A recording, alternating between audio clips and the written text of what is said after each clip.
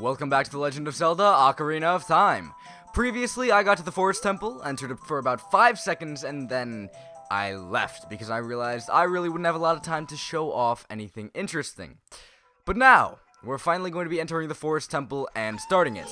First of all, 2 Wolfos. We saw these as a kid, but now they're here in the Forest Temple.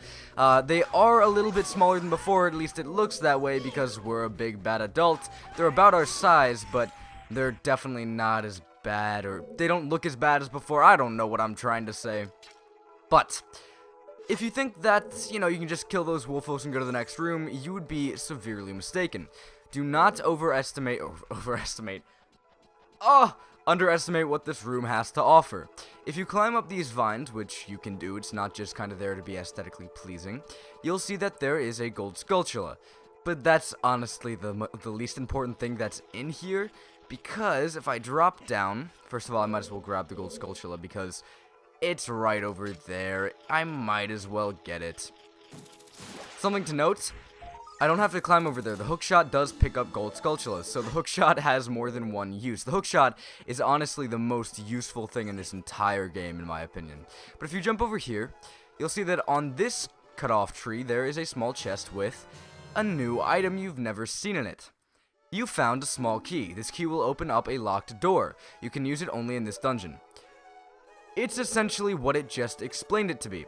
Small keys are items that have been added into the adult dungeons of this game. You can use them to open up locked doors. They're essentially doors that look exactly like this, but they have a massive lock on them. And really, they're not that bad to deal with. I mean, not that bad to deal with. I was thinking about the big skulltula as I killed him with a hookshot. They're not that bad to deal with once you actually get the hookshot, because you can just shoot them, and there you go, they're dead. You don't actually have to, I went through the wrong door. This is just a complete mess, but that's fine. What I was talking about is small keys, that's what I was talking about. They do make for interesting challenges, interesting brain games.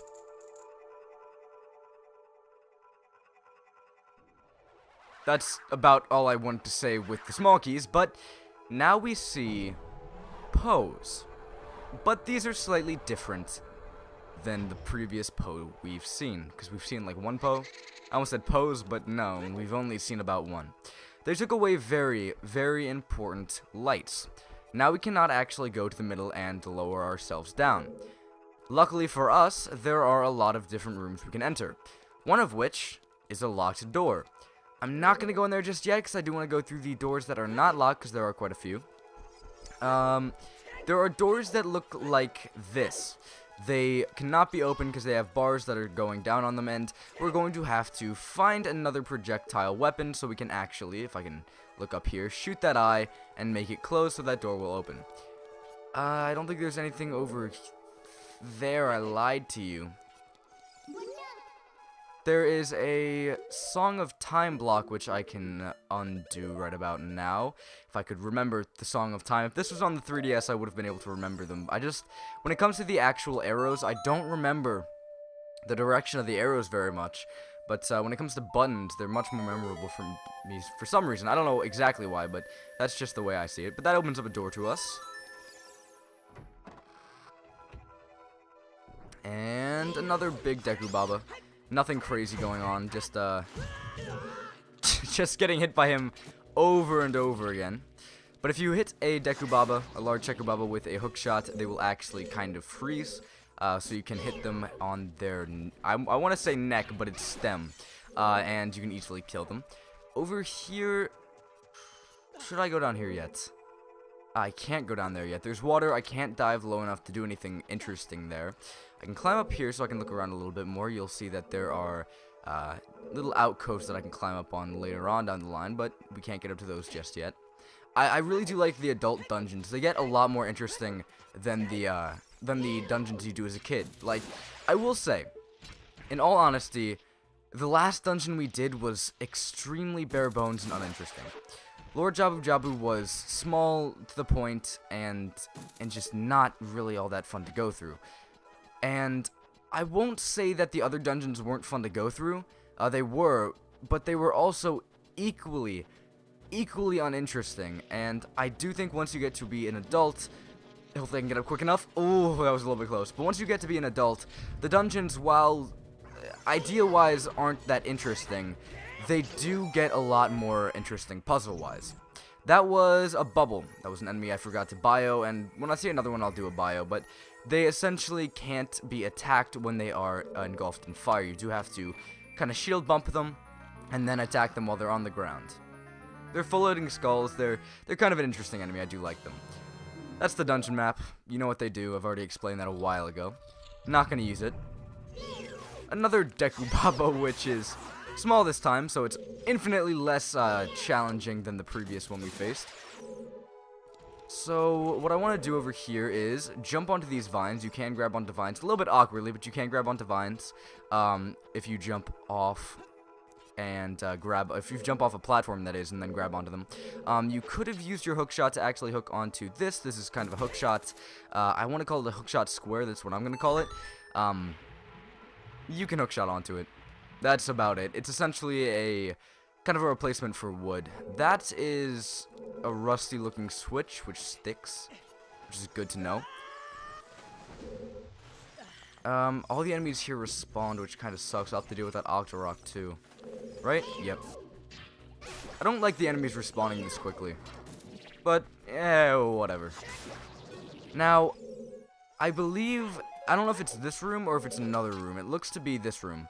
I can hook shot up to that. You can hook shot up to chests because technically, oh, that was close. Technically, they are wooden objects, but this is dang tricky. There's a bit of a slant on this platform, which makes you slide off if you don't get the perfect timing, or the perfect angle is more like it.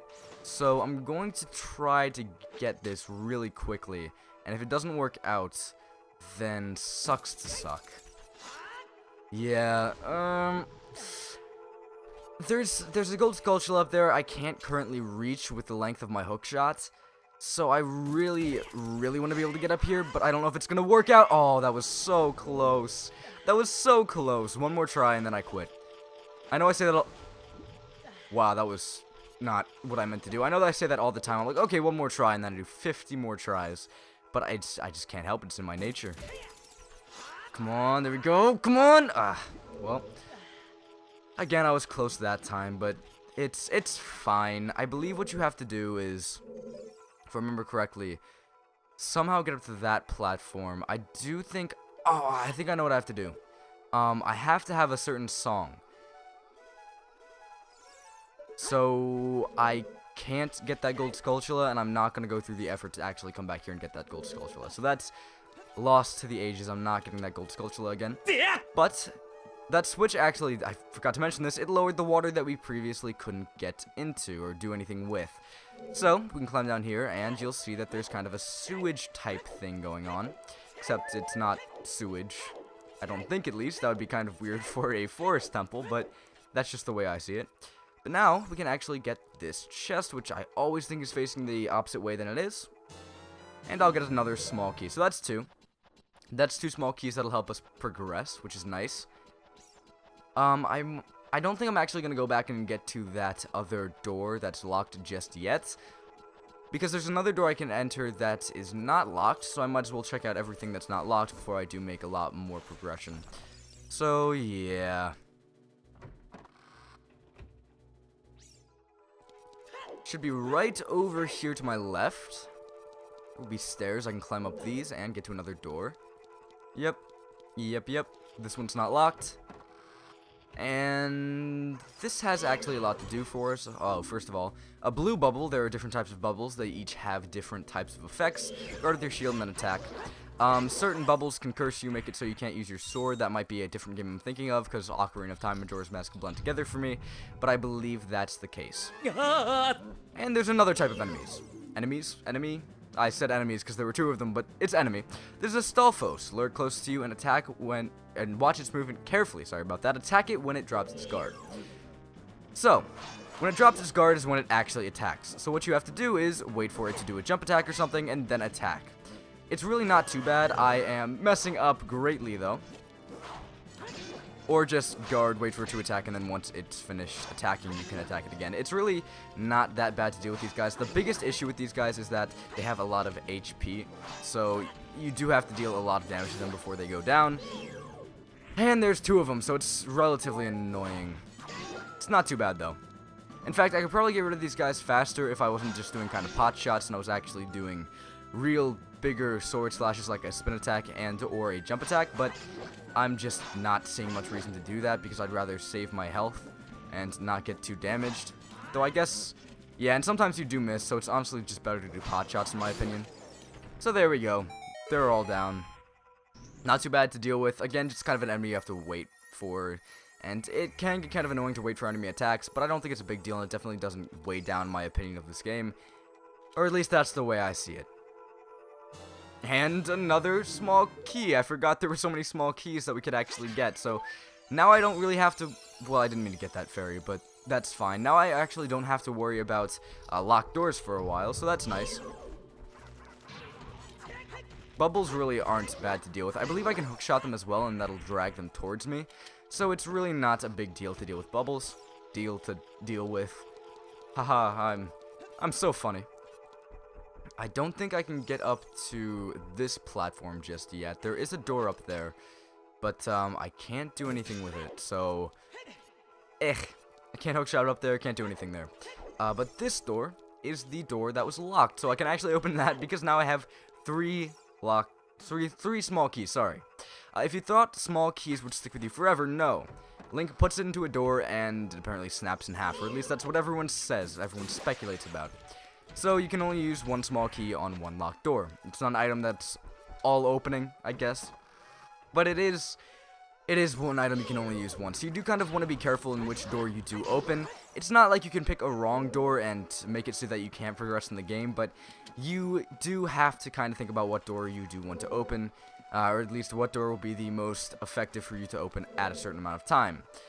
Or at least you do if you've played the game previously. If you just picked up the game, let's say today, and you got to the Forest Temple and you had no idea what was in the Forest Temple, then you really don't have to worry too much about picking the right door. Just pick whatever door you want and have fun. So, we've dealt with block puzzles before, I think. Probably. But this is where block puzzles start to get a little bit more interesting. This is a massive block.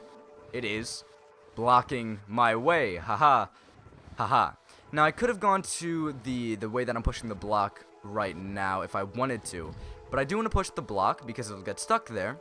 And I can go where the block was actually, again, blocking. I don't think there's anything up this ladder of note just yet. But I can still check. Yeah, nothing I should do just now. I believe that once I get a certain item, I can shoot that and something will happen, but it's not all that important. I might as well push this while I'm up here. I'm getting a bit ahead of myself and making this block puzzle seem a lot more confusing than it is. Essentially, what I'm going to do is go back down to the bottom floor that I was at. I will push that block into place, and I'll be able to climb to a higher floor, but as I've already gone up to this higher floor using a different means, I can come up and push this block. So, again, I'm getting a little bit ahead of myself, but it's fine, it's fine. So what I wanted to do, as I said, I would come back down to the bottom floor, kind of. It's not really the bottom floor, but I'll be able to get over to this area and push this block into a hole. There we go. With that, this block is just tall enough for me to climb up, and I can get up to different areas. Now, I was already up to this area before, kind of, but this block, I actually did need to push this. I was not getting ahead of myself. I did need to push this, because once I get up here, I'll be able to push this block also into place. I'll be able to climb up that, and I'll actually be able to make progress. Kind of a neat puzzle, kind of a little bit difficult once you actually get to here for your first time. I like it. It's really neat. A lot of these puzzles don't feel that deep or intricate to me anymore, because they're really never that deep or intricate, but I do like them. They are interesting, and they do make you think just a little bit. There should be 2 bubbles in this room, if I remember correctly. Can you... Okay, I was wondering why I was not hitting that bubble there for a minute. If you do a spin attack, I believe it kills them in one hit. So, if you just want to get rid of the bubbles really quickly, do a spin attack, and adios bubbles. I lied to you. A spin attack doesn't kill them in one hit, so you do actually have to do 2 pot shot hits, and then they're dead. Another eye we can't shoot. So many eyes we have to come back to, but there's a locked door that luckily I can open. And now we're seeing some N64 magic. The corridor is all twisted. Navi has never told a lie. This corridor is very, very twisted. You'll notice that the way I come out of this room, first of all, Navi, you're telling me so much stuff, thank you for that, but watch out for shadow monsters. So you do want to watch out for your shadow in this room. If your shadow begins to get bigger, there will be an enemy that will come down and actually take you back to the beginning of the dungeon. Those enemies suck. A lot. I thought I was safe in that area. Apparently not. I'll cut back when I get to the actual area that I was in previously. That really, really sucks.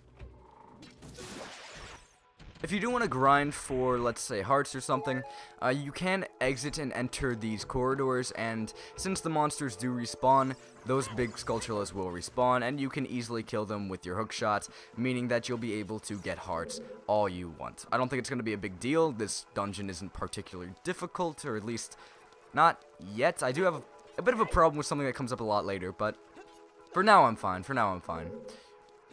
Luckily, the one thing that doesn't respawn is the puzzles that you've completed, so you don't have to recomplete puzzles. I don't have to go through the tediousness of completing this puzzle, even though I know the answer.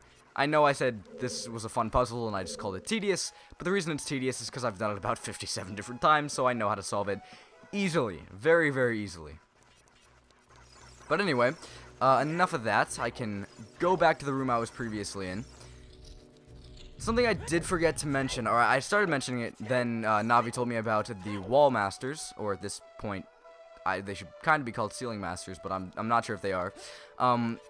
Remember the way that you entered this room. You might have seen that there, I actually should probably show this off instead of leaving. You'll see that there is an upside down ladder, a sideways ladder, not upside down, a sideways ladder. An upside down ladder would still work just fine, but there was a sideways ladder. We'll come back later and that'll be a little bit more useful to us. So you might notice that there are empty paintings here. If I get down to the bottom, you'll see that there's a ghost painting. I get close to that ghost painting, and that ghost moves to a different painting. It should be up here now. I'm not going to get too close to it since there's nothing I can do with it just yet, but keep that in mind. I'll enter this room and there are more Stalfos. Stalfos that can walk on air. Explain to me how.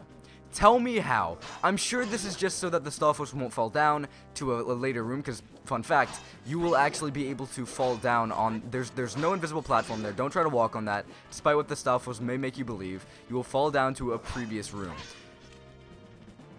Maybe they made it so that the Stalfos could walk on that because they didn't want you to fall down, or they didn't want the Stalfos to fall down to a previous room, so you would actually have to deal with going back and backtracking to that room just to kill the Stalfos so you could come back and then kill the Stalfos for something you couldn't actually,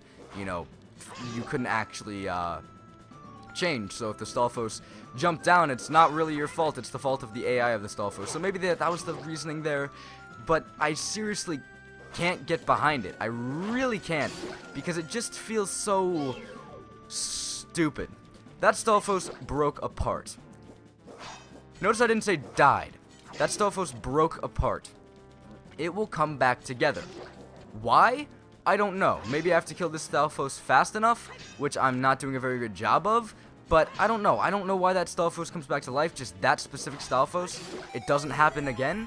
I lied to you. Apparently you just have to kill that Stalfos fast enough, both of them fast enough. It's kind of like a time trial-esque thing, because I swear to God, that Stalfos has come back to life. It has come back to life and killed me.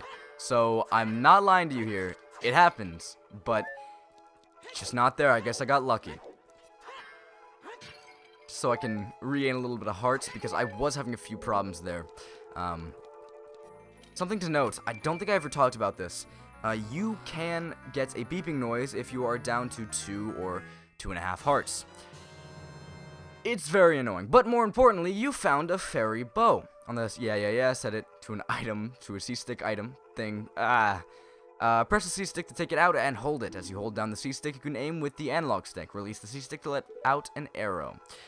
So, the eyes that we have not been able to actually I'm going to say abuse, though I do realize that sounds quite weird. The eyes that I have not been able to abuse, I can actually go back and use those, activate those. But more importantly, if I go over here and see that this ghost is moving around, I should probably stand on an area that is not as in between in between the paintings as that was. I can look at that painting, shoot it, and the ghost will move to another painting. I'll shoot this painting, the ghost will move to the only painting left in the room, and I'll shoot that, and the ghost will pop out. As I previously stated, these Poes are pretty special. They even have names. Jolie, one of the Poe sisters. Aim for her when she appears. So, Jolie, which honestly I feel like I'm just going to kind of an old person home and just killing a bunch of old people. That's the way it feels, at least, because of their names. But these ghosts will charge at you once they start spinning, and you can see their torch spinning, but not them. Once they start spinning, great wasted an arrow there, you'll know that they're charging. Whenever they appear, you're going to want to either run up and attack them, or the best way to actually deal with them is to shoot an arrow at them. This is why I didn't really want to deal with Poes beforehand. Poes are kind of a pain to deal with, especially if you don't have a bow and arrow. But sometimes they will disappear and make you waste an arrow like they've been doing, or like Jolie has been doing for a little while. Honestly, though, these ghosts aren't too bad to deal with. What actually is the hard part is getting to them and dealing with their puzzles. Other than that, they're pretty easy to deal with. So you can actually stop the ghosts and make them appear by hitting their torches, or not make them appear, I guess. But you can stop them and, on occasion, make them appear by hitting their torches. They're not that bad to deal with, so there you go. Now that we have killed that ghost, sadly for a second time, I'm so sorry, Jolie. I really didn't mean it. I didn't mean anything bad by that, but it had to be done for the greater good. The torch will light up again. And we got another small key. Great. So that's that. I don't have to come back to that room again. Now, if I go over here, you'll notice a room that is quite symmetric to the room I've already entered. Or the previous room I was in. I'm not gonna say anything else anymore. I'm messing up my words, or at least not gonna say anything else. I don't know what I'm talking about. I've been trying to record this episode for the last few days, and it's just not been working out, so I'm kind of rolling with the punches as they come. But over here, you'll see another picture, but this time, it's a blue ghost. This is exactly the same as before. After this, I will end off the episode, because I do like to end off the episodes in the dungeons after I get the item, but I did want to get this out of the way, as I will feel like I've done half of the things that are in this dungeon once I actually do take care of these two ghosts, because technically that is half of the stuff that's in this dungeon. There are 4 ghosts we have to actually get the torches back from, and honestly, getting to them is not that hard once you actually know where they are. What is hard is dealing with all the locked doors and all the keys. The first room you saw me enter in the Forest Temple, where I got that first lost key. Lost key? What am I talking about? Small key. That was actually a key that gave me a lot of trouble first to run through the game. Because honestly, that's a room you enter, you deal with the Wolfos, and then you think you're done. But no, you're not done. You do have to get that small key, and it's kind of off-putting. I actually went back to that room, found the small key later on, and I was like, I'm actually really mad I missed that. Hopefully I can hit, nope. Oh yeah, I forgot to do an enemy bio. This is Beth. Again, the name's starting to get more old lady-like. One of the Poe sisters, sorry to anyone who's named Beth, that was very, very mean. One of the Poe sisters, aim for her when she appears. Oh my lord. This fight is infinitely uninteresting. We just fought a ghost that was exactly like it, and we just lured the blue ghost out, Beth, by doing the exact same thing we did to lure out Jolie. Why are you doing this, Ocarina of Time? It was a neat puzzle to begin with, but doing it a second time, yeah, it's easy, but it's uninteresting. I don't know, that's the way I feel about that. The next 2 ghosts are infinitely more interesting, though. And there's the compass that we've been missing oh so much, but with that being said and done, we've got the compass dungeon map, and we have the new almighty, all-powerful bow and arrow, which we can actually go back to that minigame that previously allowed me to use the bow and arrow before I actually obtained it, and get something more interesting from it. So I'll go back and do that later, but more importantly, with this we can continue on through the dungeon and actually get to the end. So, with that being said and done, next episode in The Legend of Zelda: Ocarina of Time, I will continue this dungeon and complete it. But again, that's in the next episode. See you then.